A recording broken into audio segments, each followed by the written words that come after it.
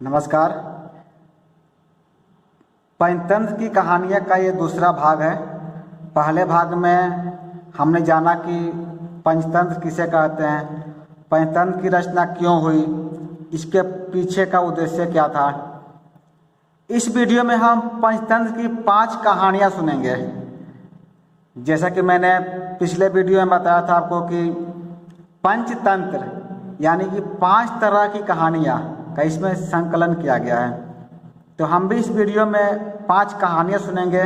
तो चलिए हम स्टार्ट करते हैं। पहली कहानी, मेरी पहली कहानी है मूर्ख ब्राह्मण और 3 ठग। कैसे एक मूर्ख ब्राह्मण से 3 ठग उसकी संपत्ति हड़प लेते हैं, हम इस कहानी में जानेंगे। चलिए, कहानी कुछ यूँ है कि किसी गांव में एक ब्राह्मण रहता था। एक दिन वो दावत में गया जहां उसे यजमान से एक बकरा मिली। वो खुशी खुशी उसको लेकर अपने घर जा रहा था। एक ब्राह्मण रहता है, किसी के यहाँ दावत में गया, दावत में उसको एक बकरा मिलता है। उसको दावत में एक बकरा दिया जाता है उसको यजमानी के रूप में। जो बकरा को लेकर के अपने घर आता है, खुशी खुशी अपने घर आ रहा है कि हमको बकरा मिल गया। रास्ता लंबा और सुनसान था। आगे जाने पर रास्ते में उसको ठगों ने देखा, तो सोचा कि क्यों ना इससे यह बकरा हथिया लिया जाए। तीनों ठगों ने ब्राह्मण के कंधे पर बकरे को देखकर उसे हथियाने की योजना बनाई, उसे हड़पने की योजना बनाई। जैसे ही ब्राह्मण आगे गया, एक ठग ने ब्राह्मण को रोककर कहा, अरे पंडित जी, यह क्या अनर्थ कर रहे हो आप? पंडित जी, आप यह अनर्थ क्यों कर रहे हो? अब पंडित जी भाई शक पका गए, हम क्या कुछ अनर्थ कर रहे हैं, हम तो बकरे को लेकर जा रहे हैं। जब उसने कहा कि मैं क्या कर रहा हूँ, तब उस ठग ने जवाब दिया, आप अपने कंधे पर क्या उठा कर ले जा रहे हो? आप तो ब्राह्मण हैं और आप ब्राह्मण होकर कुत्ते को कंधे पर लेकर जा रहे हो। ब्राह्मण ने क्रोधित होकर उसे झिड़कते हुए कहा, पागल है क्या या अंधा हो गया हो? दिखाई नहीं देता? यह कुत्ता नहीं बकरा है, बकरा देखो, यह बकरा है। पहले ठग ने कहा, खैर मेरा काम आपको बताना था। अगर आपको कुत्ता ही अपने कंधे पर लेकर जाना है तो मुझे क्या, आप जाने और आपका काम जाने। आप कुत्ता को लेकर जाइए, मेरा काम बताना था, मैंने आपको बता दिया। थोड़ी दूर चलने के बाद ब्राह्मण को दूसरा ठग मिला। उसने ब्राह्मण को रोका और कहा, पंडित जी क्या हो गया है आपको? पंडित जी फिर शक पका गए, क्या हुआ है? ब्राह्मण होकर मरी हुई बछिया को कंधे पर लाद कर ले जा रहे हो। बछिया मतलब होती है गाय का बछड़ा, गाय की जो बच्चे को हम लोग बछिया बोलते हैं। कि ब्राह्मण होकर मरी हुई बछिया को कंधे पर लाद कर ले जा रहे हो। उच्च कुल के लोगों को यह शोभा नहीं देता। पंडित उसे भी झिड़क कर आगे बढ़ गया। आगे जाने पर उसे तीसरा ठग मिला। उसने भी ब्राह्मण को टोका और कहा कि इस गधे को कंधे पर क्यों ले जा रहे हो? पंडित जी, आप इस गधे को कहाँ ले जा रहे हो अपने कंधे पर रख करके? अब ब्राह्मण तो घबरा गया। उसको लगा कि जरूर कोई ये मायावी जीव है जो बार बार रूप बदल रहा है। कभी ये गधा बन जा रहा है, कभी ये कुतिया बन जा रही है, कभी ये बछिया बन जा रही है। जरूर इसमें कोई माया है, वरना इतने सारे लोग झूठ थोड़े ही बोलते। थोड़ी दूर जाकर उसने बकरे को कंधे से उतार दिया और आगे बढ़ गया। इधर तीनों ठग ने उस बकरे को हथिया लिया और उस ब्राह्मण की मूर्खता पर उनको हंसी भी आ गई।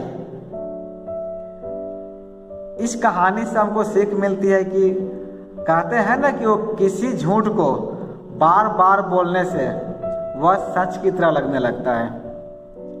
यदि कोई झूठी बात है, अगर कोई हमको बार बार वो बोले तो क्या होता है, वो बातें हमको सच प्रतीत होने लगती है। इसलिए कहा गया है अपने दिमाग से काम लें और अपने आप पर विश्वास करें। दूसरों की बातों पर हमें विश्वास नहीं करनी चाहिए, अपने दिमाग से काम लेनी चाहिए। ये तो थी हमारी पंचतंत्र की पहली कहानी, और हम दूसरी कहानी सुनेंगे। जैसे कि मैंने आपको पिछले वीडियो में कहा था कि हम संदीप विग्रह की 2 सांपों की कथा सुनेंगे। तो दूसरी कथा हम शुरू करते हैं। एक नगर में देव शक्ति नाम का राजा रहता था। उसके पुत्र के पेट में एक सांप चला गया। उस सांप ने वहीं अपना बिल भी बना लिया था। देव शक्ति नाम का राजा था, उसके पुत्र के पेट में एक सांप चला गया था और वो सांप उसके पेट में ही अपना निवास स्थान बना लिया था, अपना घर बना लिया था। पेट में बैठे सांप के कारण उसके शरीर का प्रतिदिन क्षय होता जा रहा था। बहुत उपचार करने के बाद भी जब स्वास्थ्य में कोई सुधार न हुआ तो अत्यंत निराश होकर राजपुत्र, जो राजा का पुत्र था, अपने राज्य से बहुत दूर दूसरे प्रदेश में चला गया और वहाँ सामान्य भिखारी की तरह मंदिर में रहने लगा। जिस प्रदेश में राजा का पुत्र गया था, उस प्रदेश के राजा बलि, उस प्रदेश में राजा थे जिनका नाम बलि था। उनकी 2 लड़कियां थी जो कि सयानी हो चुकी थी। वह दोनों प्रतिदिन सुबह अपने पिता को प्रणाम करने आती थी। उनमें से एक राजा को नमस्कार करते हुए कहती थी, महाराज आपकी जय हो, आपकी कृपा से ही संसार के सब सुख हैं।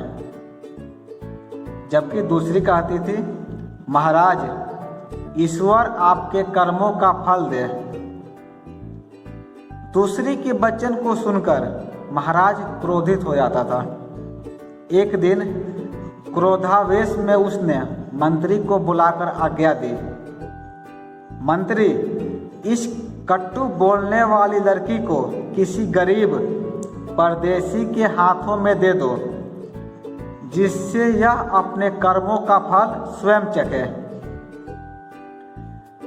अब राजा की आज्ञा थी तो मंत्रियों ने राजा की आज्ञा से उस लड़की का विवाह मंदिर में सामान्य भिखारी की तरह ठहरे परदेसी राजपुत्र के साथ कर दिया। राजकुमारी ने उसे ही अपना पति मानकर सेवा शुरू कर दी और दोनों ने उस देश को छोड़ दिया।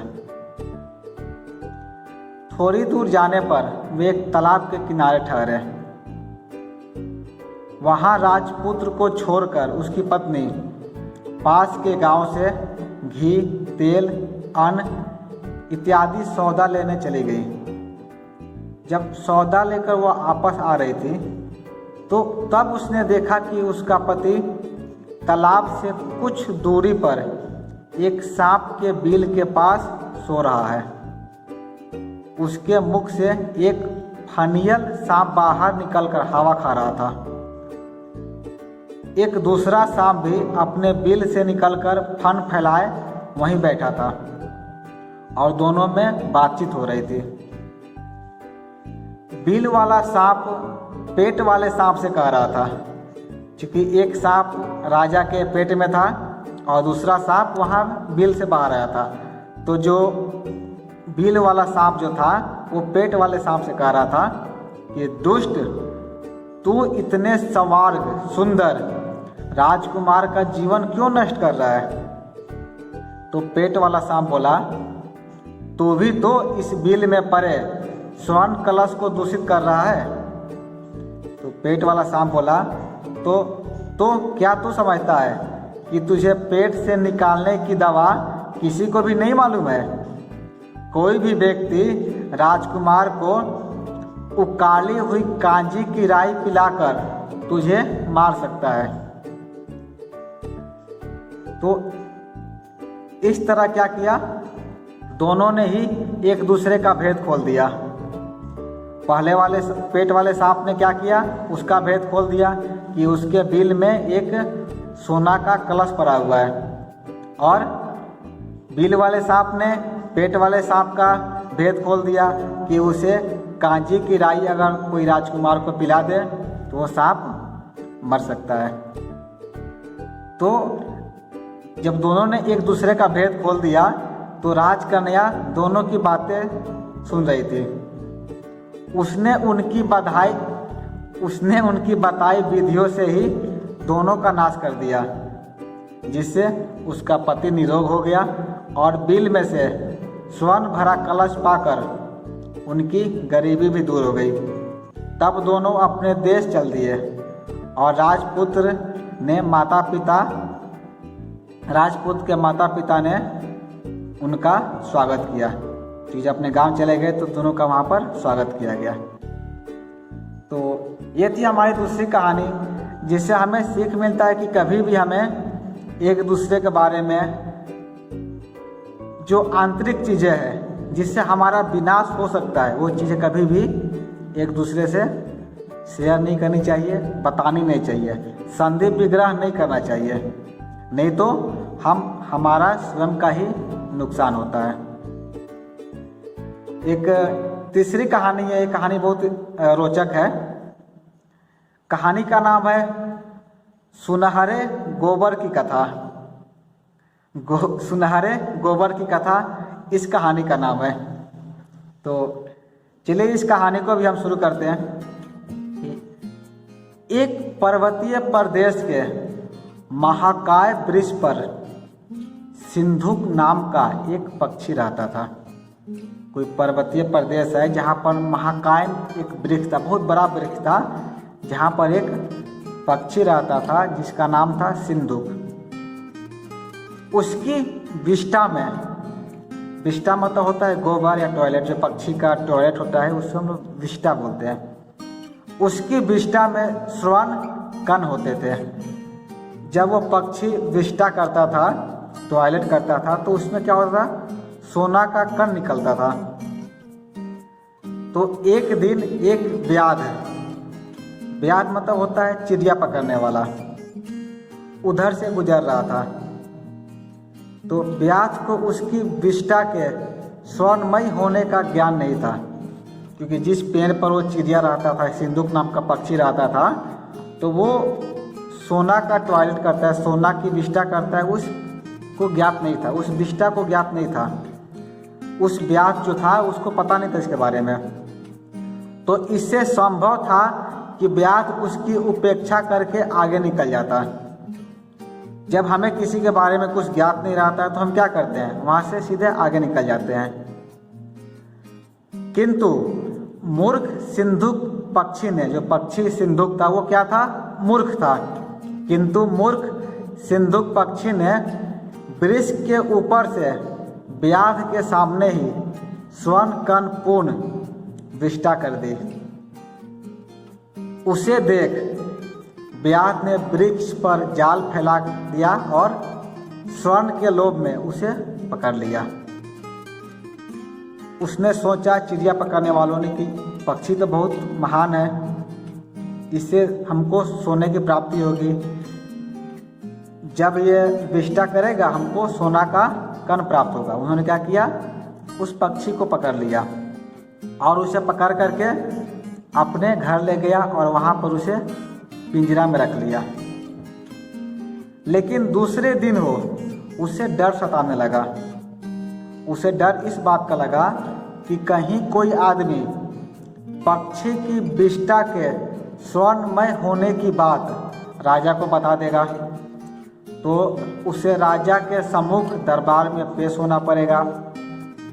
हो सकता है कि राजा उसे दंड भी दे। इस भय से उसने स्वयं राजा के सामने पक्षी को पेश कर दिया।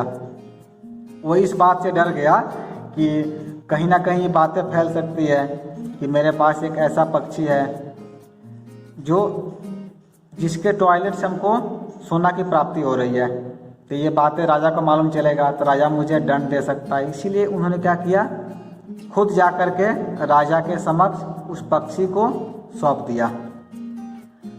राजा ने पक्षी को पूरी सावधानी के साथ रखने की आज्ञा निकाल दी, किंतु राजा के मंत्री ने राजा को सलाह दिया कि इस व्यास की मूर्खतापूर्ण बात पर विश्वास करके उपहास का पात्र न बनो। कभी कोई पक्षी भी स्वर्णमयी विष्ठा दे सकता है, इसे छोड़ दीजिए। ऐसा कभी नहीं होता कि कोई पक्षी स्वर्ण की विष्ठा करे, ये ऐसा कभी संभव ही नहीं है। इसीलिए आपसे आग्रह है कि इस पक्षी को छोड़ दीजिए, नहीं तो आपकी क्या होगी, आपका हर जगह उपहास होगा कि राजा ने एक पक्षी को पकड़ रखा है इस लालच में कि वो इनको सोना देगा। राजा ने मंत्री की सलाह मानकर उसे छोड़ दिया। जाते हुए वह राज्य के प्रवेश द्वार पर बैठकर, जो पक्षी था महल से निकला और राजा के प्रवेश द्वार जो मेन गेट था वहाँ पर बैठ करके फिर स्वर्णमयी विष्ठा कर गया और जाते जाते कहता गया। वो जब पक्षी जाने लगा तो उसने कहा कि पहले तो मैं मूर्ख था, मैं बेवकूफ़ था जिसने व्यास के सामने विष्ठा की। फिर व्यास ने मूर्खता दिखलाई जो व्यर्थ ही मुझे राजा के सामने ले गया। उसके बाद राजा और मंत्री भी मूर्खों के सरताज निकले। इस राज्य में सब मूर्ख मंडल ही एकत्र हुआ है। वो पक्षी बोलते गया कि पहले तो मैं मूर्ख था कि अपनी गुण अपनी कला को उसके सामने प्रस्तुत कर दिया। उसके बाद मूर्ख वो था कि मुझे राजा के पास लेकर चला गया, और राजा के मंत्री भी मूर्ख थे जो राजा को सलाह दिए कि इसे छोड़ दीजिए। तो पूरी ये नगरी क्या है, मूर्खों के सरताज से भरी पड़ी है। ये तो थी मेरी तीसरी कहानी, और हम चौथी कहानी सुनेंगे मित्र भेद से। इसमें हम जानेंगे, कहानी का नाम है मूर्ख, बगुला और नेवला।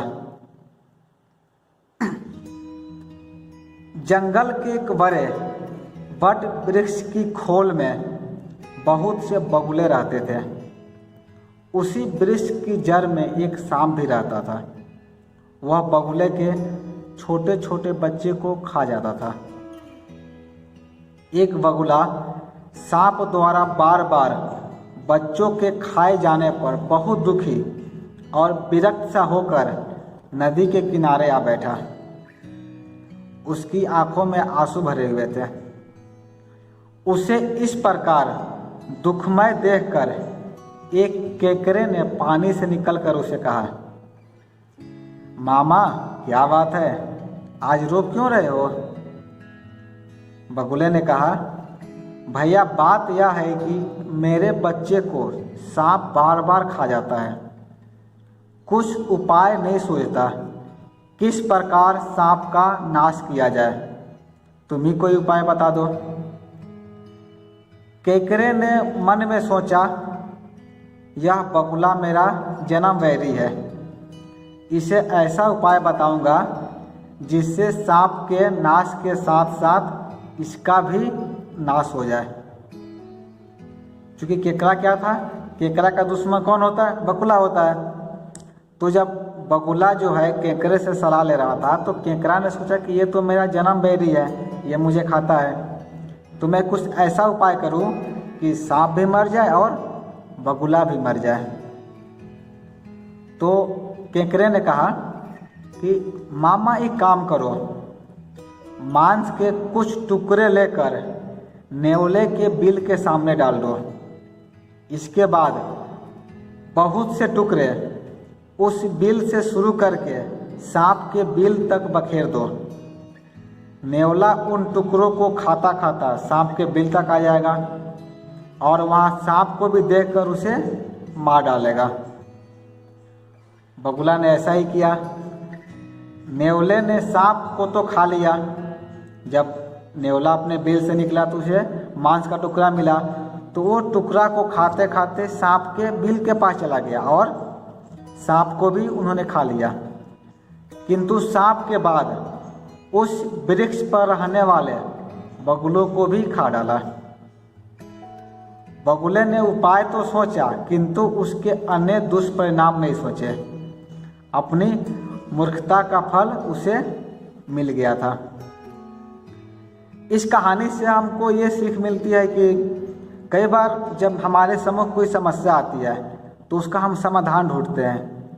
समाधान तो मिल जाता है, लेकिन उस समाधान का दुष्परिणाम क्या होगा, उस दुष्परिणाम को हम नहीं सोचते हैं। जिससे समस्या क्या होती है, वो समस्या का समाधान तो आपका हो जाता है, लेकिन उसके दुष्परिणाम की वजह से आपका भी नुकसान हो जाता है। तो ये था मेरा चौथा कहानी, और हम इस वीडियो में जानेंगे पांचवा और अंतिम कहानी। इस कहानी का नाम है व्यापारी का पतन और उदय। मतलब पतन और उदय, एक व्यापारी का पतन और उदय हम इस कहानी में जानेंगे। तो ये कहानी शुरू होती है वर्धमान नामक एक शहर में। एक बहुत ही कुशल व्यापारी रहता था। एक वर्धमान शहर है जहाँ पर एक बहुत ही कुशल व्यापारी रहता था। राजा को उसकी क्षमताओं के बारे में पता था और इसीलिए उसने उसे राज्य का प्रशासक बना दिया। जो व्यापारी था वो बहुत ही कुशल था, तो राजा ने क्या किया, उसको अपने राज्य का प्रशासक नियुक्त कर दिया था। अपने कुशल तरीकों से उसने आम आदमी को भी खुश रखा था और साथ ही दूसरे तरफ राजा को भी बहुत प्रभावित किया था। उसकी नीति ऐसी थी कि यहाँ के सब व्यापारी उससे खुश रहते ही थे, उसके साथ ही साथ अन्य देश के राजा भी उससे बहुत प्रसन्न रहते थे। कुछ दिनों बाद व्यापारी ने अपनी लड़की का विवाह तय किया। इस उपलक्ष्य में उसने एक बहुत बड़े भोज का आयोजन किया। इस भोज में उसने राज परिवार से लेकर प्रजा सभी को आमंत्रित किया। भोज के दौरान उसने सभी को बहुत सम्मान दिया और सभी मेहमानों को आभूषण और उपहार दिए।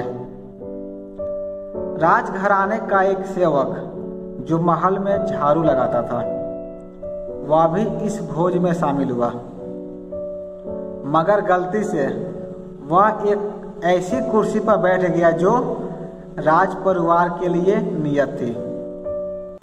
यह देखकर व्यापारी आग बबूला हो गया। उसने सेवक की गर्दन पकड़कर उसे भोज से धक्के देकर बाहर निकलवा दिया।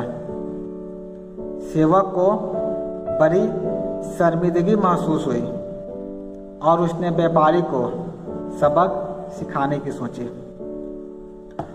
कुछ दिनों बाद एक बार सेवक राजा के कक्ष में झाड़ू लगा रहा था। उसने राजा को अर्ध निद्रा में देखकर बड़बड़ाना शुरू कर दिया। उसने देखा कि राजा सो रहे हैं, राजा को अर्ध निद्रा लगी है, आधा नींद में है, तो उसने क्या कि यूं ही बड़बड़ाना शुरू कर दिया कि इस व्यापारी की यह मजाल है कि वह रानी के साथ दुर्व्यवहार करे। यह सुनकर राजा अपने बिस्तर से कूद पड़ा और उसने सेवक से पूछा, क्या वाकई में सच है?